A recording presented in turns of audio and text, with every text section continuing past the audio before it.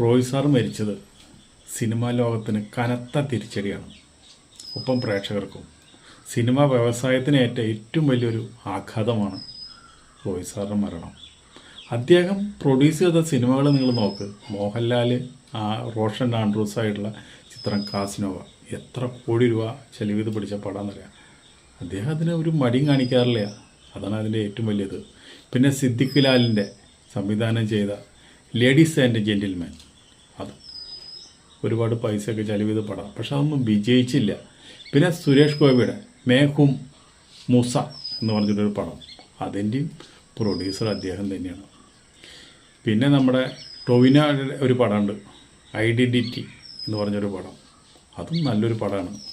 അതും ഇതുപോലെ തന്നെ വലിയ ഒരു കളക്ഷനിലേക്കും വലിയ ഹിറ്റൊന്നും ആയില്ല.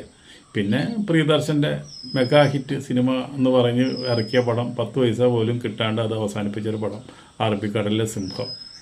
ഇനിയിപ്പോൾ ഭാവനയുടെ ഒരു പടം റിലീസുണ്ട്, ഈ ആഴ്ച ആവും. അതിന് മുമ്പാണ് അദ്ദേഹം മരിച്ചത്.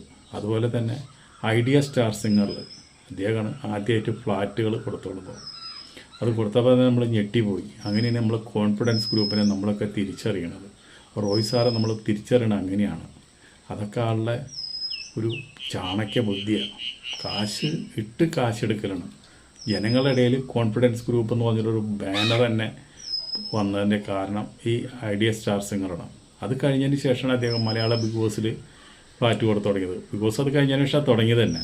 അതുപോലെ തന്നെ കന്നഡ 10, 11, 9 ഇതിലൊക്കെ അദ്ദേഹം ഫ്ലാറ്റ് കൊടുത്തിട്ടുണ്ട്. അവിടെ ഇതുപോലെ തന്നെ സിംഗർ സോങ് പോലെ തന്നെ പാട്ട് പരിപാടിയുണ്ട്. അത് ഏഷ്യാനെറ്റിൻ്റെ ഒരു ചാനൽ തന്നെയാണ്.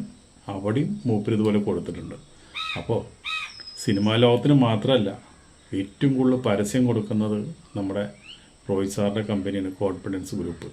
അത്രയും ജനപിന്തുണയുള്ളൊരു, അതുപോലെ തന്നെ ഫ്ലാറ്റ് പണിത് കൊടുക്കാനായിട്ട് ഏറ്റവും കൂടുതൽ ആൾക്കാർ ആഗ്രഹിക്കുന്ന കോൺഫിഡൻസ് ഗ്രൂപ്പിൻ്റെ ഫ്ലാറ്റുകളാണ്. കാരണം എന്താണെന്ന് വെച്ചിട്ടുണ്ടെങ്കിൽ മറ്റുള്ള റിയൽ എസ്റ്റേറ്റ് ഭീമന്മാരൊക്കെ 1,90,00,000 രൂപയ്ക്കൊക്കെ ഫ്ലാറ്റ് വെക്കുമ്പോൾ റോയ് സാറിൻ്റെ ഉണ്ടാക്കുന്ന കോൺഫിഡൻസ് ഗ്രൂപ്പ് അതേ ക്വാളിറ്റിയിൽ അതേ വൃത്തിയിലും അതുപോലെ നല്ല നല്ല മെറ്റീരിയൽസ് ഇട്ടുകൊണ്ട് പണിത് കൊടുക്കുന്നത് 50 ലക്ഷം 60 ലക്ഷം രൂപയ്ക്ക്.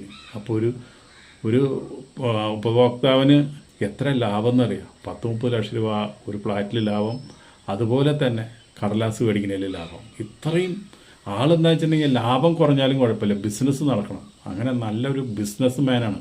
അദ്ദേഹത്തിൻ്റെ ബ്രെയിൻ എന്നൊക്കെ പറഞ്ഞു കഴിഞ്ഞാൽ അതൊന്നും സാധാരണക്കാർക്ക് കിട്ടുന്ന ഒരു സാധനമല്ല. അമേരിക്കയിൽ ജനിക്കേണ്ട ആളാണ് അദ്ദേഹം.